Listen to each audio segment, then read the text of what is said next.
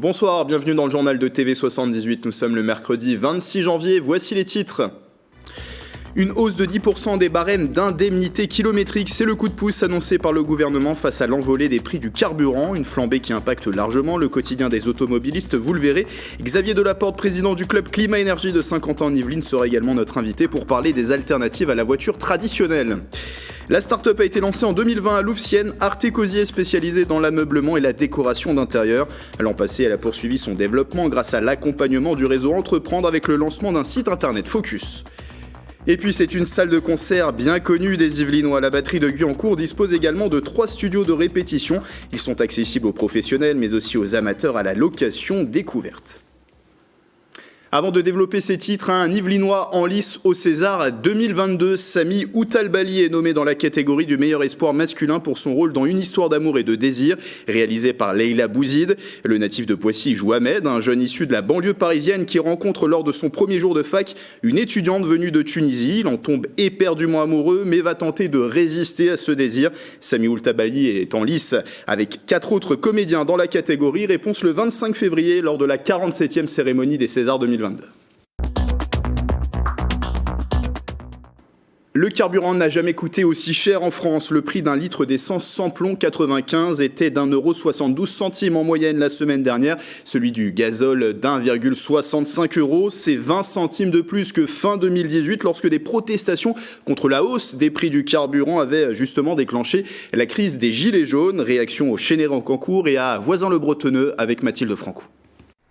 Jusqu'où les prix du carburant grimperont-ils ? La facture pour les automobilistes ne cesse de gonfler. Des records sont battus tous les jours depuis le début de l'année. La hausse atteint 26% sur un an pour le gasoil et 21% pour le sans-plomb 95. Les prix ont largement dépassé ceux de fin 2018, début du mouvement des Gilets jaunes. Et dans les Yvelines, la hausse des prix se fait également ressentir. À force qu'on fasse des pleins réguliers comme ça, j'en ai rien que pour 60 et j'ai même pas le plein. Donc ça fait... ça fait pas du bien. Avant j'étais à 10 centimes moins cher, même la discount elle est beaucoup plus chère maintenant. Ouais. Moi, à force de faire des allers-retours, oui, c'est, j'allais dire une bêtise, 50 balles de plus par mois environ, voire plus. Tout dépend de comment je roule, mais en général c'est ça, ouais. Je préférerais le mettre ailleurs que dans l'essence, dans les loisirs, mais même pour faire des courses, à la limite je préfère consommer pour manger que consommer pour rouler. C'est toujours un peu, c'est un casse-tête maintenant de rouler en voiture, ça devient difficile. Alors, où trouver l'essence la moins chère dans les Yvelines ? Grâce au site moncarbu.com, nous avons réalisé un comparatif. Dans le nord des Yvelines, le Total Access relais de la Couture à Chauffour-les-Bonnières est l'une des stations-service les moins chères. Du côté de Saint-Quentin-en-Yvelines et de Versailles-Grand Parc, ce sont les stations BP à Trappes, Auchan à Plaisir ou encore Leclerc à Bois d'Arcy qui seront à privilégier. Et dans le sud des Yvelines, le supermarché Auchan de Saint-Arnoux-en-Yvelines affiche des prix bas. Ce contexte profite au bioéthanol. Ce carburant vert est composé jusqu'à 85% d'éthanol à partir de blé, de maïs ou encore de betterave. Sa consommation a augmenté de 33% l'année dernière. La hausse des prix des carburants a rendu le superéthanol encore plus attractif sur la fin de l'année, depuis le mois d'octobre. Et là, début janvier, on constate également que l'écart de prix reste très important entre le superéthanol et les essences sans plomb 95-10. Le superéthanol est vendu plus de la moitié moins cher que les essences classiques. Pour faire face à l'augmentation des prix des carburants, le Premier ministre Jean Castex a annoncé une rehausse de 10% du barème kilométrique. Pour en bénéficier, il faut indiquer dans sa déclaration d'impôt sur le revenu les kilomètres parcourus pour se rendre sur son lieu de travail. Un coup de pouce qui n'aura pas forcément d'impact sur l'ensemble des Français puisqu'il s'agit des gros rouleurs. Ces gros rouleurs qui ont été ciblés par le gouvernement. Alors face à cette hausse du prix des carburants, des alternatives existent et on va en parler avec mon invité en visioconférence, Xavier Delaporte. Bonsoir.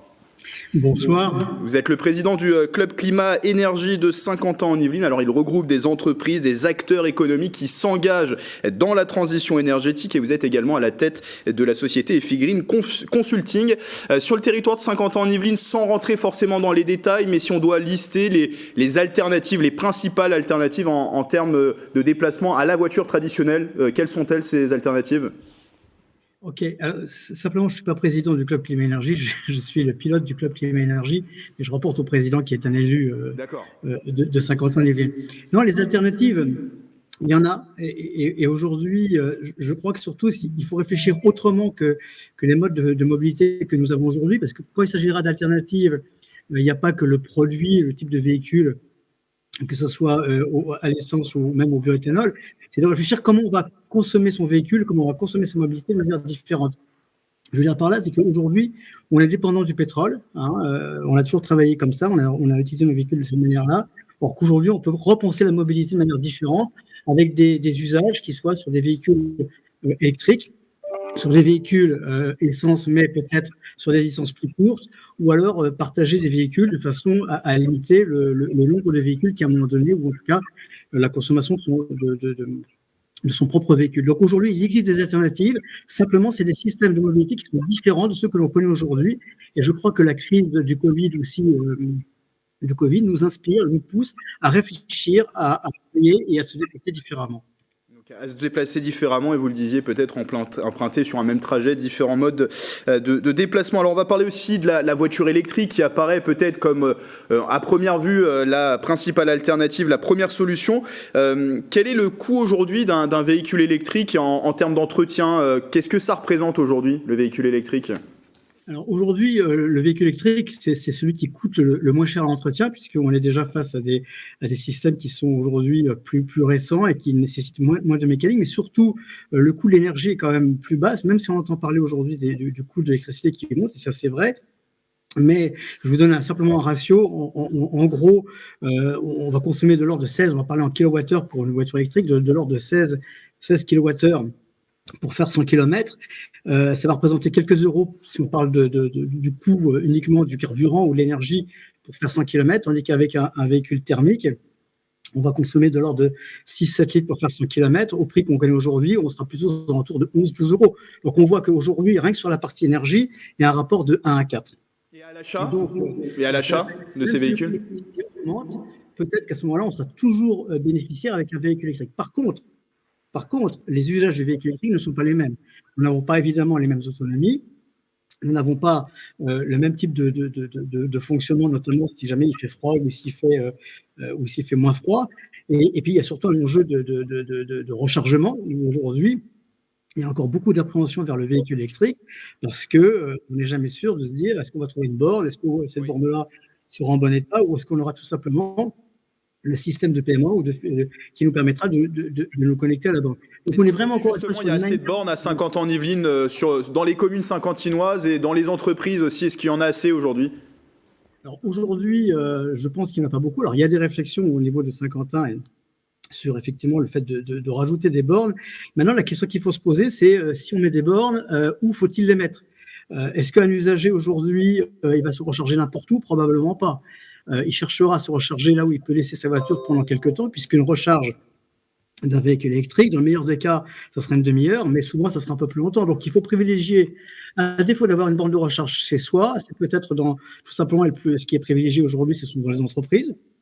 Donc, ça veut dire donner accès à des salariés ou sur des espaces de multi-entreprises à des bornes de rechargement pour véhicules électriques. Il y a différentes solutions. Ou éventuellement, ce qui se développe pas mal aussi, c'est dans les centres commerciaux, où là, on se déplace pour aller faire des courses, pour aller faire différents achats, et on pense pouvoir laisser son véhicule 1 heure, 2 heures, et dans ce cas-là, on va recharger son véhicule, jamais simplement, et je rajoute ça me paraît important, se penser que lorsqu'on recharge, on recharge pour faire le plein. Autant lorsqu'on fait on recharge en essence, on fait le plein, quand on recharge ou quand on recharge une batterie d'un véhicule électrique, on recharge de l'autonomie. Et on rajoute des kilomètres, mais on ne cherche pas à faire le plein parce que c'est une autre logique. Très rapidement, sur le coût d'achat à peu près du véhicule électrique, les prix baissent maintenant actuellement? Alors, en fait, je ne sais pas si vraiment si les prix baissent. Par contre, il y a des subventions qui sont intéressantes. Alors, il y a, selon qu'on soit aujourd'hui en achat privé où il y a déjà des aides au niveau de l'État, mais également quand on est une entreprise, il y a des aides au niveau des différentes régions. Ces aides peuvent être quand même significatives. Ça peut représenter 20% du prix du véhicule. Après, on est plutôt aujourd'hui sur des véhicules électriques, c'est plutôt des véhicules haut de gamme, donc qui sont forcément plus chers. Il y a besoin aussi de développer de l'attractivité pour ce genre de véhicules. Donc les constructeurs n'hésitent pas à rajouter des dispositifs ou des aménagements ou des améliorations qui du coup maintiennent ce genre de véhicule relativement cher. Donc après, il faut plus raisonner en TCO, en coût total du véhicule, ou sur une certaine période, le véhicule électrique, et de toute façon, beaucoup moins cher pour l'utilisateur et il sera également, évidemment, moins polluant en termes de gaz à effet de serre. Alors, autre solution, c'est le covoiturage. Alors là, on vient en termes de carburant à des solutions plus traditionnelles. Après, on peut aussi covoiturer en véhicule électrique. Quand est-ce que cette solution est la plus adaptée? Quand est-ce qu'on doit se dire que le covoiturage peut être intéressant pour nous? Alors, le covoiturage, nous, on avait fait différentes études. On s'est aperçu que ça marche très bien pour les particuliers. Hein. Il y a une vraie appétence et un vrai développement du covoiturage entre particuliers. Au niveau des entreprises, c'est un peu plus délicat. La logique du déplacement d'un salarié est simplement que l'entreprise mette à sa disposition le meilleur moyen et peut-être le moyen le plus simple et le plus confortable pour se déplacer sans prendre le moindre risque. Donc, de ce fait, le covoiturage entreprise reste peut-être à des taux d'utilisation relativement faibles, avec une préférence pour tout simplement soit le véhicule personnel, soit le véhicule mis à disposition par l'entreprise. Ça peut être de l'autopartage entre entreprises ou notamment avec le nouveau projet SkiShare, de l'autopartage inter-entreprise. Justement, l'autopartage inter-entreprise, vous en parlez avec ce projet SkiShare qui est développé à Saint-Quentin en Yvelines. Expliquez-nous le concept, ça consiste en quoi justement? Alors, l'autopartage inter-entreprise qui s'appelle SkiShare, donc il a été fait au travers de 3 entreprises qu'on appelle pionnières, la société Enedis, la Banque Populaire d'Île-de-France et la société Léonie, avec le soutien des villes de Guyancourt, de Montigny et de l'agglomération de Saint-Quentin en Yvelines. Où finalement, nous avons mis sur 2 stations, l'une qui est avenue du Centre et l'autre qui est au niveau du Pas du Lac, 2 stations de 10 véhicules, des véhicules hybrides et des véhicules électriques, qui sont mis à disposition des salariés de ces 3 entreprises. Et en fait, on a une gestion linéaire une gestion de flotte où n'importe quel salarié de ces 3 entreprises peuvent réserver de manière indifférente l'un de ces véhicules pour ses usages. Le choix étant à faire entre un véhicule électrique et un véhicule hybride. Et ça, c'est encore une fois sur les usages que la différence se fera. Lorsqu'on est sur un véhicule électrique, on est plutôt sur des courtes durées. Et c'est typiquement l'usage d'Enedis qui fait beaucoup de déplacements intramuraux, enfin intra-ville ou sur des distances courtes. Et quand vous prenez Léonie ou la Banque Populaire qui se déplace couramment sur des régions ou même pourquoi pas à l'étranger, là, effectivement, il y a un choix vers le véhicule hybride. Et c'est vraiment cette capacité de s'adapter aux besoins qui fait la singularité de SkiShare. Très rapidement, en 10 secondes, l'idée c'est d'être pionnier sur peut-être d'autres territoires, de servir de bon exemple avec ce modèle SkiShare, pourquoi pas? Alors, ce modèle, simplement, on est très fiers parce qu'on a récupéré un prix qui nous a été décerné par un organisme gestionnaire des flottes d'entreprises en France. On est les premiers à avoir ce genre de prix qui montre que finalement, une stratégie de mobilité collaborative fonctionne et est appréciée par les professionnels. Et donc oui, effectivement, si on peut demain le développer déjà sur Saint-Quentin-en-Yvelines, et pourquoi pas sur d'autres territoires. Nous avons des discussions avec même certaines régions en dehors du territoire de Saint-Quentin et pourquoi pas avec d'autres agglomérations proches de Saint-Quentin. On a déjà entamé certains contacts. Je pense que ça peut avoir du sens au même titre que créer demain de nouvelles stations. Bon voilà, vous l'avez vu, il existe des alternatives à la voiture traditionnelle et en plus de ça, les entreprises de Saint-Quentin-en-Yvelines travaillent aussi sur le sujet, sont pionnières. En la matière, merci Xavier Delaporte d'avoir été avec nous. Merci. Du club Climat Énergie de Saint-Quentin en Yvelines. Dans le reste de l'actualité, la large baisse du chômage dans les Yvelines l'an passé, entre janvier et décembre 2021. Le nombre de demandeurs d'emploi de catégorie A a reculé de 12,13% dans le département, moins 4% pour toutes les catégories, dynamique qui est similaire à celle observée au niveau national. En décembre, on dénombrait 65 650 demandeurs d'emploi de catégorie A, soit quasiment le même chiffre qu'en janvier 2020, ce qui veut dire que le chômage est revenu à des niveaux d'avant-crise sanitaire. Focus à présent sur une start-up de création française d'ameublement et de décoration d'intérieur. Arte Cosy a été fondée en 2020 à Louvciennes par Sophie Pinault. Portée par le réseau Entreprendre, la chef d'entreprise a même lancé son site internet en 2021. Justine Brasier et Mathilde Francou sont allées à sa rencontre. C'est comme si je m'étais réveillée d'un seul coup en me disant mais bon sang. Mais pourquoi je ne suis pas chef d'entreprise? À la tête d'Arte Cosy, Sophie fait partie des lauréats 2020 du réseau Entreprendre Yvelines. Il accompagne les entrepreneurs dans la création de leur entreprise. Soutenue dans son projet, elle lance en février 2021 son site de vente de meubles en ligne, des produits haut de gamme pour la maison. Sa règle d'or, concilier art et confort. Les gens doivent être confortablement assis pour les assises. Il faut que les tables répondent à des cahiers des charges, on va dire de confort, de vie quotidienne, de convivialité. Et donc, c'est réussir la gageure et la prouesse d'allier des meubles qui sont extrêmement novateurs, audacieux, et vraiment la qualité d'un confort quotidien. La start-up se place également sur la décoration d'intérieur. Elle propose une offre personnalisée en 3D. Aujourd'hui, sur Artecosi, vous pouvez envoyer la photo de votre pièce. Nous, on enlève les meubles qui sont dans cette pièce, on vous la modélise en 3D et on vous fait une préconisation décorative avec les meubles de notre site. Avec ces modèles, Artecosi souhaite sortir de la standardisation. Depuis sa création, ils sont 6 à avoir rejoint le projet. J'ai aussi ouvert quelque chose dans mon passé, donc du coup le côté entrepreneur m'a toujours intéressée, et donc du coup de pouvoir apporter un peu mon aide à l'édifice de Sophie, et donc ce projet Artecosi, ça m'a tout de suite beaucoup intéressée. On se sent vraiment impliqué dans le projet, même si forcément ce sont des horaires et des heures, enfin on ne compte pas les heures, comme là on est vraiment dans le lancement du projet. Objectif dans les années à venir, enrichir l'équipe et ouvrir une 50aine de magasins en France.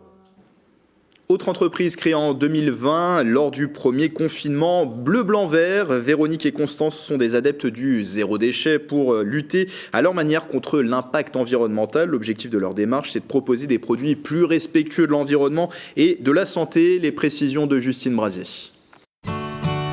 Bonjour, bienvenue chez Bleu Blanc Vert.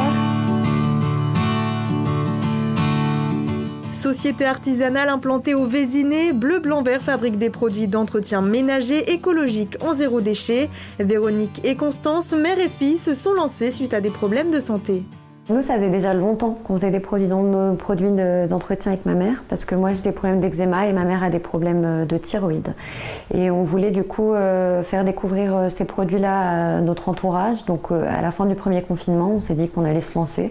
Bleu Blanc Vert propose 8 produits. Ils sont réalisés avec peu d'ingrédients et une composition transparente, comme cette lessive fabriquée à partir d'eau, de savon de Marseille, de bicarbonate de soude et de cristaux soude. Alors là, on est en train de préparer de la lessive. Vous voyez, l'eau, elle chauffe. Et on va mettre dedans le savon de Marseille naturel. Ou encore ces galets. Là, ce sont des galets des tartrans pour les toilettes.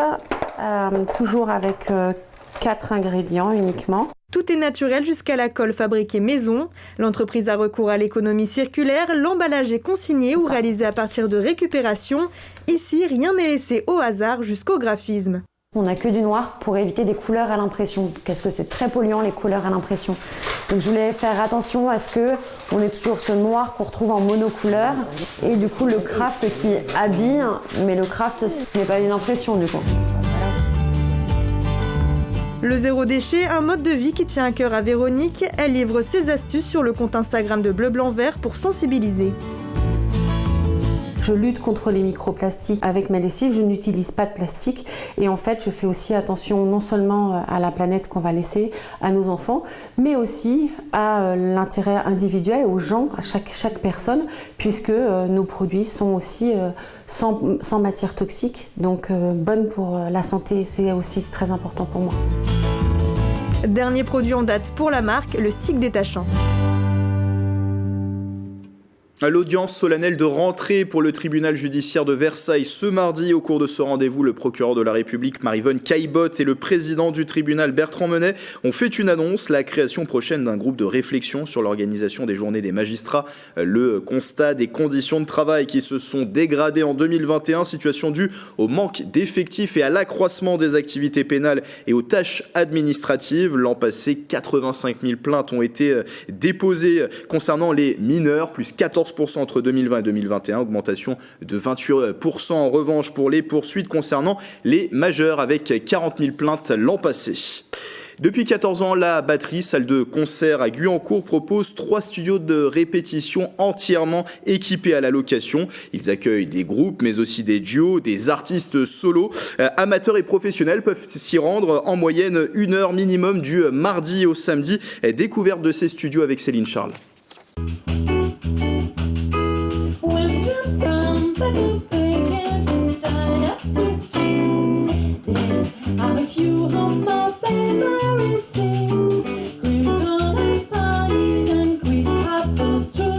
J'étais de toute façon très intéressée par le monde d'Ella Fitzgerald, d'Aretha Franklin, voilà.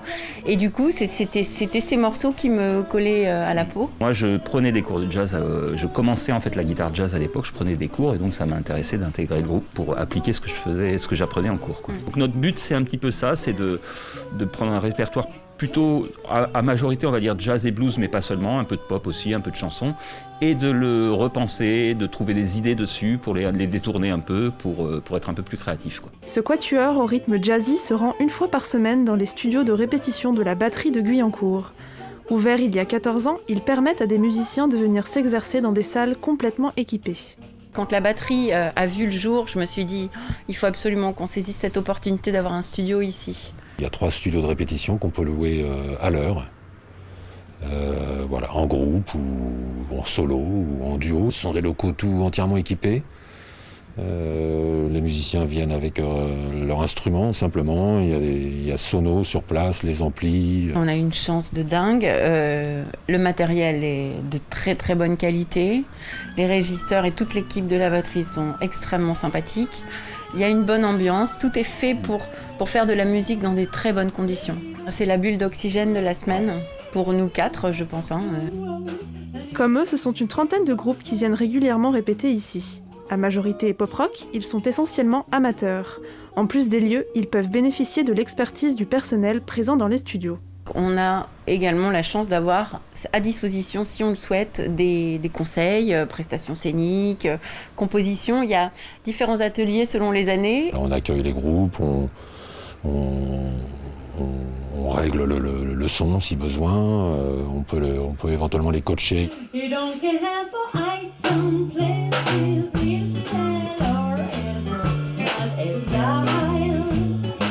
La batterie met également à disposition un studio d'enregistrement de live disponible sur une journée et elle propose des soirées studio en scène pour que les groupes locataires puissent se produire devant un public à la batterie.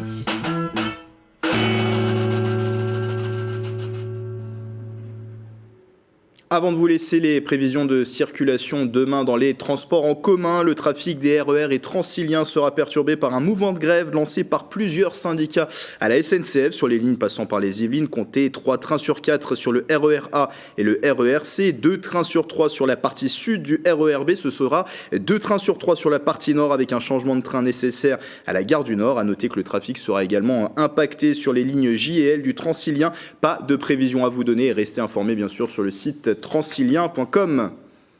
Voilà, c'est la fin de ce journal. Merci de votre fidélité. Dans un instant, nouveau rendez-vous du 7-8 Société. Mélanie Poquet posera notamment cette question à ses invités. Comment lutter contre l'abstention aux élections? Belle soirée avec TV78.